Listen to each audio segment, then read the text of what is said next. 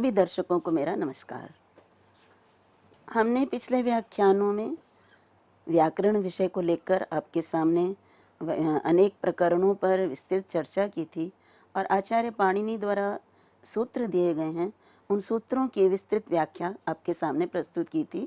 और वहाँ पर मेरा प्रमुख प्रयोजन यही था कि भाषा में जो शब्द प्रयुक्त होते हैं उन शब्दों की व्युत्पत्ति, वो शब्द किस तरह से बनते हैं, उस पर चर्चा करना मेरा मुख्य विषय था। और इसके उपरांत मैंने ये सोचा कि क्योंकि किसी भी भाषा के माधुर्य और सुंदरता उसके साहित्य में छिपी होती है, इसलिए मैंने ऐसा सोचा कि अब आपके सामने साहित्य के किसी विषय को लेकर उस पर चर्चा की जाए। यदि हम साहित्य की बात करें तो प्रत्येक भाषा में कोई न कोई ऐसा कवि अवश्य होता है जिसके विषय में ये कहा जाता है कि ये इस भाषा के सर्वश्रेष्ठ कवि हैं। तो संस्कृत भाषा में भी जैसा कि सभी को विदित है कि कालिदास से ऊपर तो कोई कवि आज तक हुआ ही नहीं। इसीलिए कालिदास के विषय में जो ये उक्ति प्रसिद्ध है, पुरा कवि नाम गणना प्रसंगे कनिष्ठकाधिष्ठित कालिदास अद्यापि तत्तुल्य कवेर अभावात अनामिका सार्थवती बभूव। देखने में ये पद्य बहुत साधारण लग रहा है, लेकिन जो तुलना जो कालिदास के लिए इन्होंने प्रयोग की है वो वास्तव में कालिदास के महत्व को प्रदर्शित करती है कि जिस प्रकार से प्रथम जो कनिष्ठिका अंगुली है उसके बाद की उंगली का जैसे नाम अनामिका है, और अनामिका का अर्थ होता है कि इसका कोई नाम नहीं दिया जा सकता। तो इसी को लेकर कालिदास के विषय में उनकी प्रशंसा में कहा गया कि अगर हम प्राचीन कवियों की बात करते हैं तो कालिदास जो है वो कनिष्ठिका अधिष्ठित, कालिदास का नाम सबसे पहले कनिष्ठिका उंगली में उनका नाम अधिष्ठित है, और जो अगली उंगली है वो अनामिका ही है, क्योंकि उस उंगली पर किसी भी कवि का नाम आज तक नहीं आ सका। अर्थात कालिदास के बाद भी कोई नाम अभी ऐसा प्राप्त नहीं होता जो कालिदास से अगले स्तर पर भी आ सके। तो इससे ये स्पष्ट होता है कि संस्कृत साहित्य में कालिदास जैसे महान कवि ना कभी उत्पन्न हुए हैं, ना ही कभी आगे होने वाले हैं। तो इसीलिए मैं ये चाहती हूँ कि कालिदास के विषय में सबको जानकारी हो, और क्योंकि हमारे पाठ्यक्रम में कालिदास के कुछ विशेष ग्रंथ ही निर्धारित किए गए हैं और उनके विशेष सर्ग ही निर्धारित किए गए हैं, इसलिए मैंने आपके सामने कुमार संभवम महाकाव्य को लिया है। और कुमार संभवम महाकाव्य के एक बार मैं पहले भी आपके सामने पंचम सर्ग से संबंधित पद्यों पर चर्चा कर चुकी हूँ, और आज मैं आपके सामने कुमार संभवम महाकाव्य के प्रथम सर्ग को लेकर उपस्थित हूँ।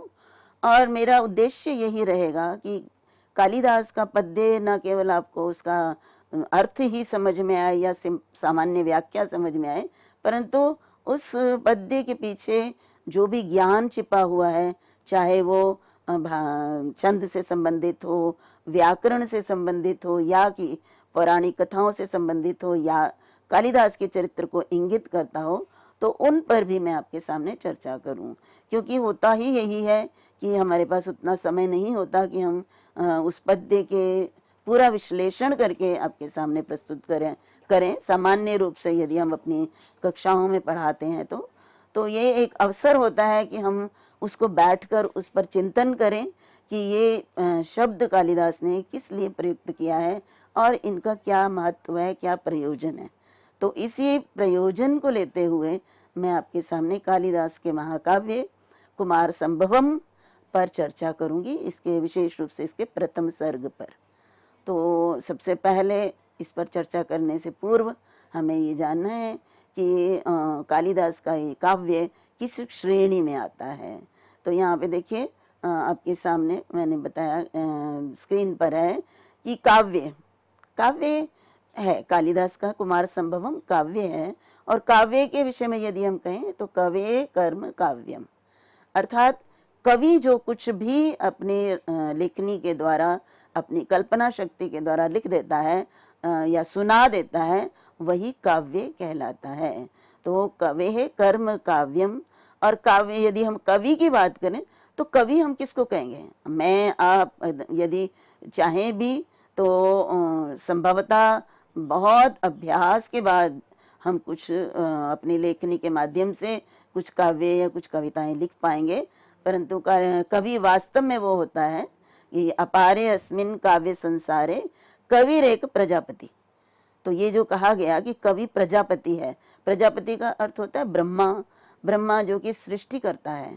तो जिस प्रकार से ब्रह्मा जैसा चाहें, जिस प्रकार से भी वो उनकी इच्छा हो, वो अपनी इच्छा अनुसार संसार की रचना करते हैं और उस संसार की रचना को सभी सहर्ष स्वीकार करते हैं और उनकी रचना के अनुसार ही संसार में सब कुछ मान्य होता है।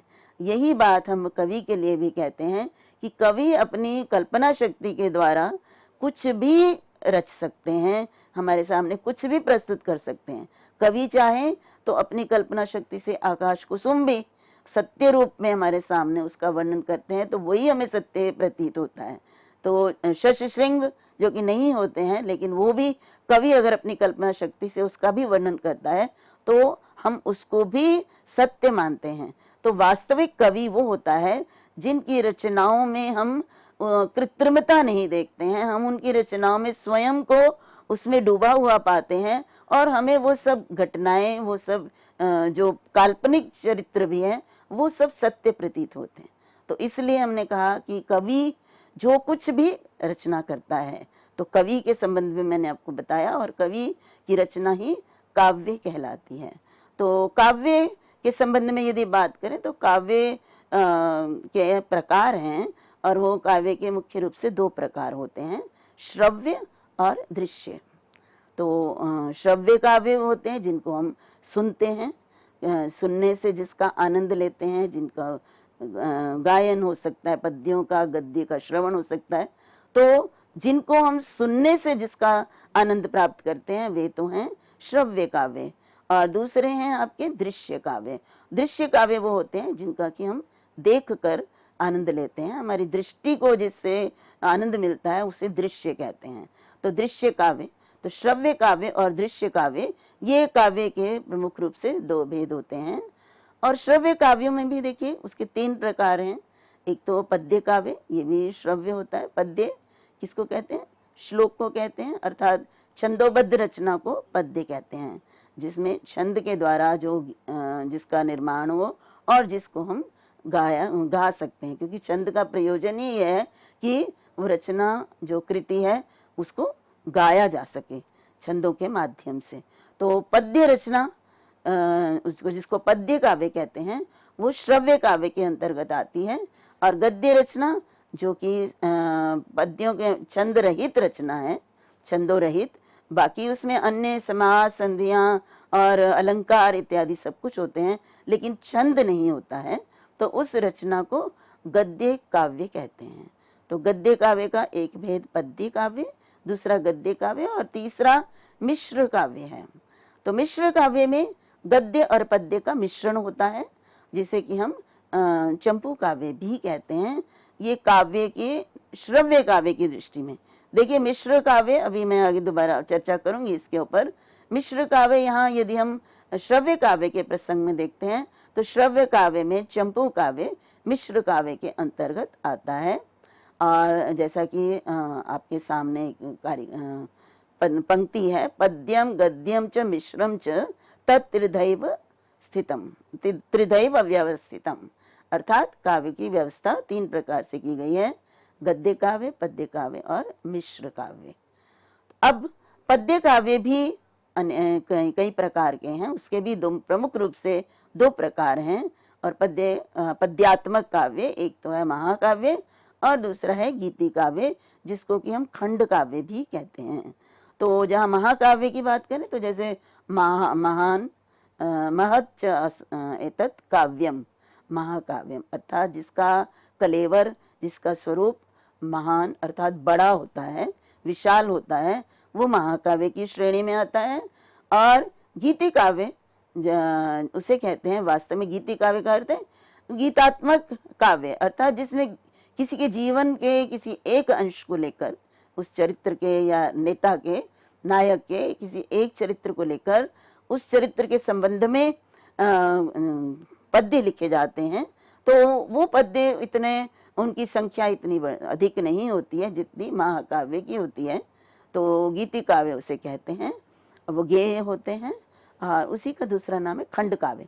खंड काव्य मीन्स होता है अंश, महाकाव्य जितना नहीं होता, महाकाव्य के एक अंश के बराबर होता है। तो इस प्रकार से पद्य काव्य के भी दो भेद आपके सामने हैं। और उसके बाद जो दूसरा भेद है वो है गद्य काव्य। और गद्य काव्य मैंने बताया अपादः पद संतानो गद्यम आख्यायिका कथे। तो ऐसा पद समूह, पद संतान, ऐसा पदों का समूह अपादः, जिसमें पाद नहीं होते। पाद का मतलब होता है जैसे छंद में 4 पाद होते हैं, 4 उसके चरण होते हैं, तो जो चरणों से रहित होता है अर्थात छंदो रहित रचना जो होती है उसको हम गद्य कहते हैं। और गद्य काव्य के भी पुनः 2 भेद होते हैं, और वो होता है कथा और आख्यायिका। तो कथा एक गद्य काव्य और आख्यायिका एक गद्य काव्य का दूसरा रूप होता है। इनमें भी यही अंतर है कि कथा जो है वो बहुत ही विस्तृत और उसके जो चरित्र है, नायक है, उसके संपूर्ण जीवन पर आधारित होती है।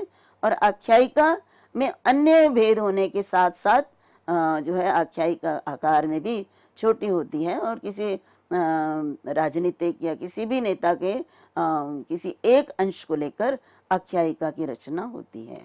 और तीसरा मैंने आपको बताया मिश्र काव्य, जो कि चंपू काव्य है।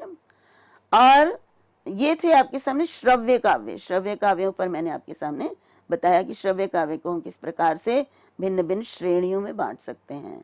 और दूसरा जो भेद है काव्य का वो है दृश्य काव्य। अब दृश्य काव्य जैसा कि मैंने बताया कि जिसको देखकर आनंद लिया जा सकता है, तो वो दृश्य काव्य के अंतर्गत नाट्य आता है। और नाट्य एक सामान्य शब्द है, इसके लिए रूपक शब्द का भी प्रयोग किया जाता है, और इसके 10 भेद होते हैं, 10 लक्षण होते हैं, जो कि हमारे साहित्यकारों ने, उन्होंने शास्त्रों में, साहित्य दर्पण इत्यादि में इसके 10 लक्षण दिए हैं, 10 स्वरूप दिए हैं। तो ये जो पूरा का पूरा नाट्य, जिसमें रूपक, भाण, व्यायोग इत्यादि सभी इसके भेद आते हैं, वो मिश्र काव्य, मिश्र दृश्य काव्य के रूप में आते हैं। अब यहाँ पर एक बड़ा ही आवश्यक जो प्रश्न पूछा जाता है कि मिश्र काव्य चंपू को कहते हैं, तो नाटक भी तो मिश्र काव्य है।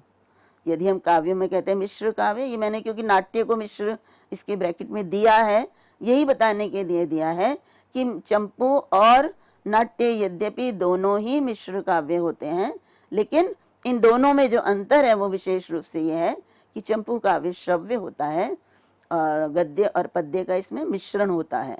और दृश्य काव्य में भी यद्यपि गद्य और पद्य का मिश्रण होता है, लेकिन वास्तव में वो अभिनयता होती है उसमें, और वो दृष्टि को आनंदित करने वाला होता है। इसके अतिरिक्त यदि एक और प्रश्न भी यहाँ मिश्र चंपू काव्य के विषय में यदि हो, तो यहाँ एक प्रश्न ये भी उठता है कि आख्यायिका में भी गद्य और पद्य भी होते हैं। यदि हमने आख्यायिका इत्यादि किसी ने पढ़ी हैं, तो उसमें हर्षचरित इत्यादि, तो उसमें हम देखेंगे कि उसमें गद्य के साथ साथ पद्य भी हैं। तो फिर चंपू काव्य अलग से क्यों कहा, मिश्र काव्य में आख्यायिका भी ले सकते हैं? तो इसके लिए इसका उत्तर यही है कि चंपू काव्य में गद्य और पद्य की समान जो होते हैं, उनके गद्य भी और पद्य भी समान रूप से होते हैं। ये नहीं है कि गद्यों की संख्या, गद्य अधिक है और पद्य भाग कम है, वो आख्यायिका में होता है। आख्यायिका मुख्य रूप से गद्य में होती है, लेकिन उसमें बीच बीच में कहीं कहीं पर पद्य भी होते हैं। तो ये अंतर है। मिश्र काव्य जो कि चंपू काव्य कहलाता है, मिश्र काव्य नाट्य भी कहलाता है। और यदि कोई ये शंका करे कि गद्य और पद्य का मिश्रण मिश्र काव्य कहलाता है और आख्यायिका को मिश्र काव्य क्यों ना मान ले, तो उसका भी उत्तर हमारे सामने प्रस्तुत हो जाता है। अब मैंने आपके सामने, क्योंकि मैंने पद्य काव्यों पर कालिदास के और कुमार संभवम पर आपके साथ चर्चा करनी है, और कुमार संभवम एक पद्य काव्य है, और कुमार यहाँ कुमार कार्तिकेय के लिए आया है, तो कुमार से संभवम, कुमार संभवम। तो कुमार संभव वैसे शब्द है, कुमारस्य संभवः, कुमार की उत्पत्ति, कार्तिकेय का जन्म, और वो जिस काव्य में हो उसे कुमार संभवम कहते हैं। तो कुमार संभवः एव कुमार संभवम नाम महाकाव्यम। तो हम कुमार संभवम, अभी जैसा नाम से हमें स्पष्ट हुआ कि कार्तिकेय के जन्म की कथा, कहानी जिस काव्य में है उस काव्य को हम कुमार संभवम काव्य कहते हैं। और वो कालिदास का बड़ा ही प्रसिद्ध काव्य है। कालिदास के महाकाव्य, दो महाकाव्यों की उन्होंने रचना की है, एक कुमार संभवम है, दूसरा रघुवंश महाकाव्य है। तो दोनों ही ये महाकाव्य जो है दैवी चरित्र को लेकर हमारे सामने है। रघुवंश में रघुवंशी राजाओं का, राम के वंश में जो राजा उत्पन्न हुए उनकी चरित्र गाथा है। और कुमार संभवम में जो शिव जी के पुत्र कुमार कार्तिकेय हैं, जिन्होंने तारक नामक असुर का वध किया था देवताओं की रक्षा के लिए, वो उसकी उत्पत्ति, उनकी सारा युद्ध इत्यादि का वर्णन यहाँ पे इस काव्य में किया है। तो इस प्रकार से पद्य काव्य है। और पद्य काव्य में भी ये महाकाव्य हैं, क्योंकि इनमें इनका जो कलेवर है बड़ा विशाल है। 17 सर्गों में ये रचित है कुमार संभवम महाकाव्य। अब हम बात करते हैं कि कुमार संभवम महाकाव्य को महाकाव्य कहा हमने, तो महाकाव्य का केवल मात्र उसका यही प्रयोजन नहीं है कि महाकाव्य उसे कहते हैं जो कि विशाल हो या उसमें पूरे के पूरे नायक के चरित्र का सांगोपांग वर्णन हो। केवल ये नहीं है। हमारे साहित्य दर्पण इत्यादि ने में महाकाव्य के लक्षण दिए हैं, विस्तार से लक्षण दिए हैं, जिन लक्षणों के विषय में अभी मैं विस्तार से आपके सामने न बताकर मैं ये बताना चाहूंगी कि उसमें जिस तरह से कहा कि सर्गों में विभक्त होना चाहिए, ना अधिक बड़े ना अधिक छोटे, 8 से अधिक उसमें सर्ग होने चाहिए, नायक होना चाहिए, धीरोदात्त नायक होना चाहिए, कोई राजा हो, देवता हो या कोई प्रसिद्ध जो है व्यक्ति हो, विख्यात, उसके चरित्र पर आधारित हो। उसमें छंद, प्रत्येक सर्ग के अंत में छंद, प्रत्येक सर्ग में लगभग एक छंद होना चाहिए। अंत में उसके छंद जो है परिवर्तन हो सकता है हर सर्ग के अंत में। और एक सर्ग की समाप्ति पर दूसरे सर्ग की जो कथा वस्तु है उसका संक्षिप्त परिचय होना चाहिए।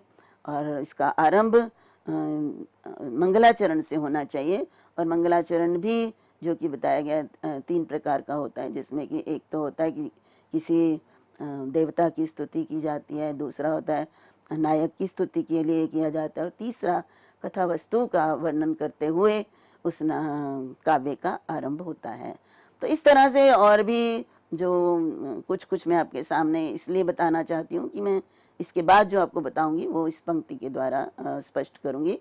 तो इसी तरह से मैंने बताया कि इसमें इसका विभाजन सर्गों में होता है और इसमें बीच बीच में प्रकृति चित्रण, उसके बाद श्रृंगार के साथ साथ एक रस होता है प्रमुख, और उसके बाद अंग रूप में अनेक और भी रसों का प्रयोग किया जाता है।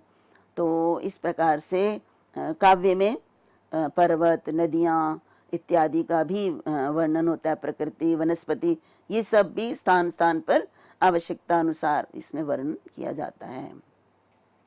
अब ये हमें बताया गया सामान्य रूप से काव्य के क्या लक्षण हैं, काव्य में क्या क्या होना चाहिए, परंतु इसका अर्थ ये नहीं है कि हर काव्य में ये जितने भी लक्षण हमारे काव्य शास्त्र के रचनाकारों ने कहे हैं वो सभी होने चाहिए। इसी को स्पष्ट करते हुए काव्यादर्श में आचार्य दंडी ने कहा, न्यूनमप्यत्र यही कैश्चिदंगई काव्यो न दुष्यति यद्युपात्तेषु संपत्तिराराधयति तद्विदः।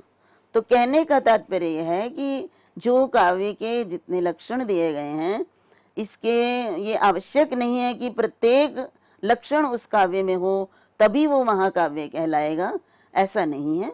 कम अधिक भी हो सकते हैं, लेकिन मुख्य जो है मुख्यता इस बात की है कि वो जो काव्य हमने लिखा है, रचना की गई है, वो उसके जो जानने वाले हैं, पढ़ने वाले हैं, उनको आराधन करे, उनको आनंद प्रदान करे।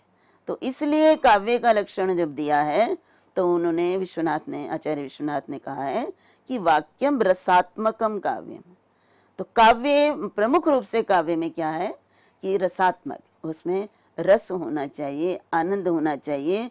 जो श्रोता है और जो कवि है, इन दोनों में साधारणीकरण हो जाना चाहिए। जो कवि कहना चाहता है, श्रोता भी उसी में तन्मय होकर उसका भाग, अपने आप को स्वयं को उसका भाग समझने लगे और उसके आनंद में डूब जाए, तो वही काव्य वास्तव में सफल काव्य कहलाता है। उसमें कम अधिक, यदि कुछ प्रकृति में कुछ वृक्ष आदि का वर्णन या बहुत सारे वर्णन कहे गए हैं, यदि उनमें से कोई कम अधिक भी होते हैं तो काव्य के महत्व को कम नहीं करते हैं।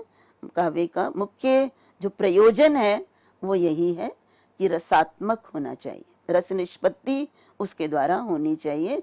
ये नहीं है कि काव्य पढ़ रहे हैं लेकिन हमारा ध्यान उस काव्य में मन ही नहीं लग रहा है, हम उसमें आत्मसात नहीं कर पा रहे हैं, तो वो काव्य वास्तव में काव्य नहीं कहलाता है, चाहे कितना भी आडंबर उसके अंदर हो।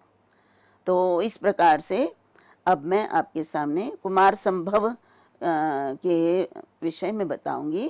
और इससे पहले कि मैं पद्य आपके सामने पहला रखूं, जैसा कि मैंने बताया कि कुमार कार्तिकेय की उत्पत्ति से संबंधित, उनके जन्म से संबंधित ये महाकाव्य है।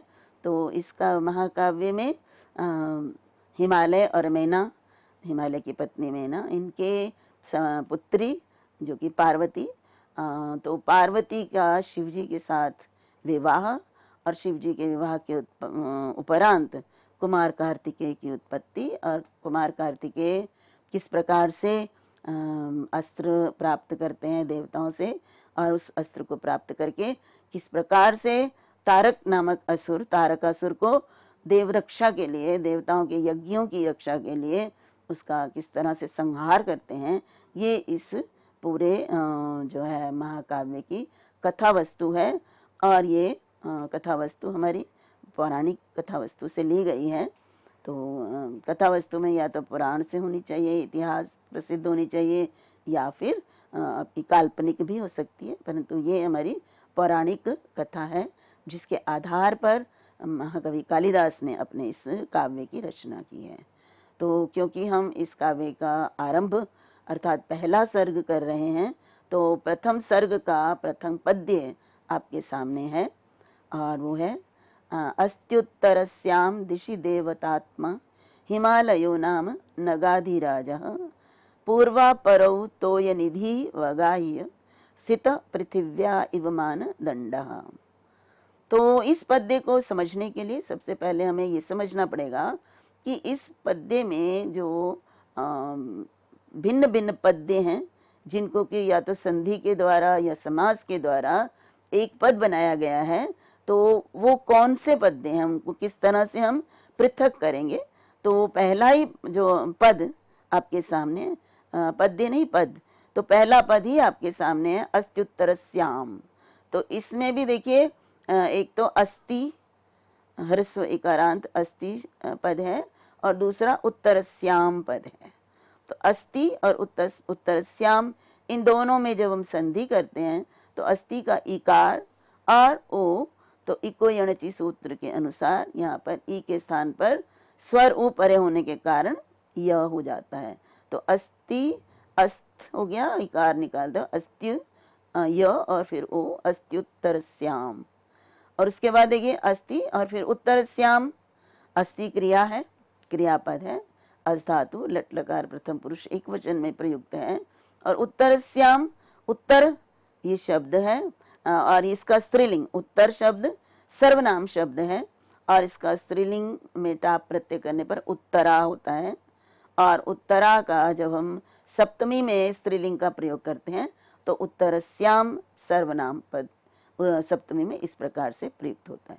तो इस तरह से हम कहेंगे कि यहाँ उत्तर शब्द स्त्रीलिंग करने पर उत्तरा, और उसकी सप्तमी एक वचन में उत्तरस्याम। तो ये दो पद हैं इसमें। दिशि एक अलग से पद है। देवतात्मा, तो यहाँ पे देवतात्मा, तो देवता और आत्मा, ये दोनों जो हैं पद हैं इसमें। तो देवता ये अपने आप में स्त्रीलिंग शब्द है, देव शब्द है वास्तव में, और जब इससे हम स्त्रीलिंग में तल प्रत्यय लगाते हैं तो देवत और फिर तल प्रत्यय लगाने के बाद क्योंकि स्त्रीलिंग है, प्रयोग में इसके टाप प्रत्यय का प्रयोग करके देवता बनता है। और आत्मा, देवता और आत्मा, इसको हम पृथक करने के लिए कैसे, देवता और के आ और आत्मा के आ, इन दोनों में हम दीर्घ संधि करते हैं तो आकार रह जाता है, तो देवतात्मा ये रूप बनता है। अगला जो पद है वो है हिमालयो। तो हिमालय शब्द सब जानते हैं, पूरा यदि हम भारतवासी हैं तब भी, और भारतेतर जो हैं लोग वो भी हिमालय के विषय में जानते हैं।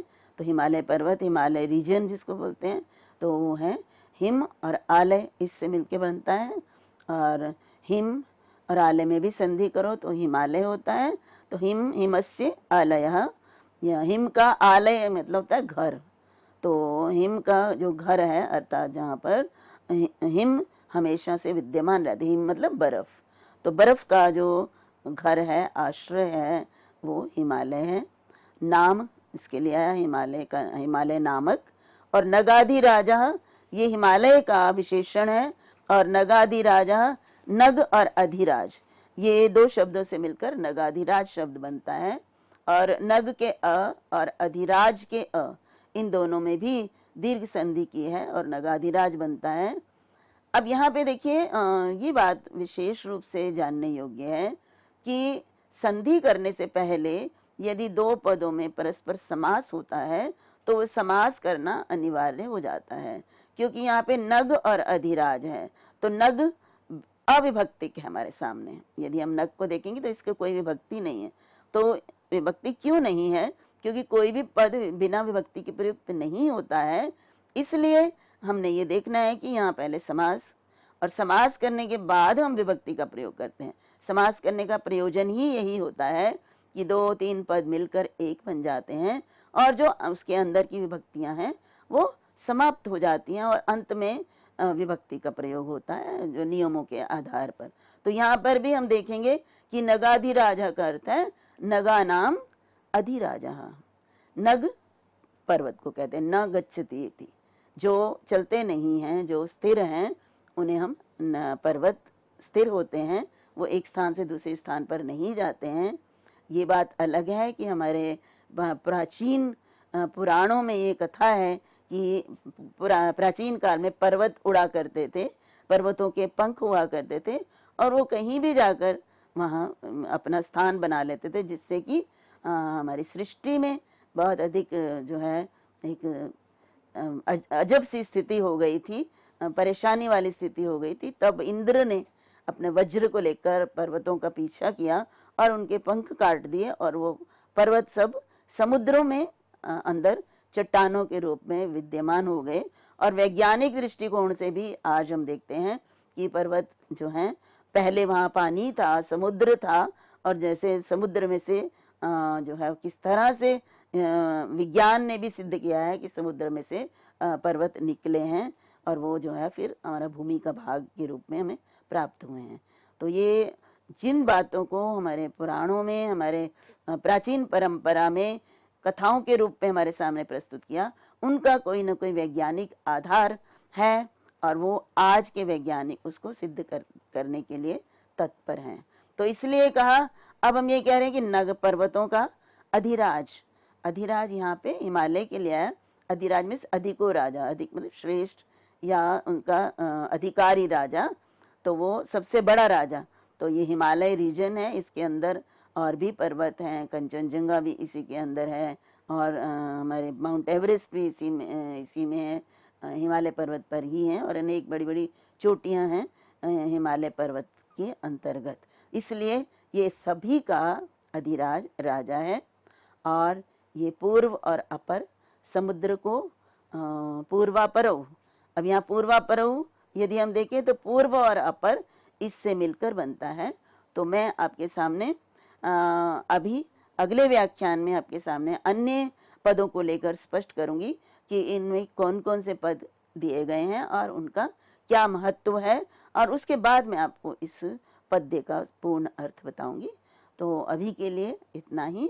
अगले व्याख्यान में मैं आपके सामने इसकी और विस्तार से चर्चा करूंगी।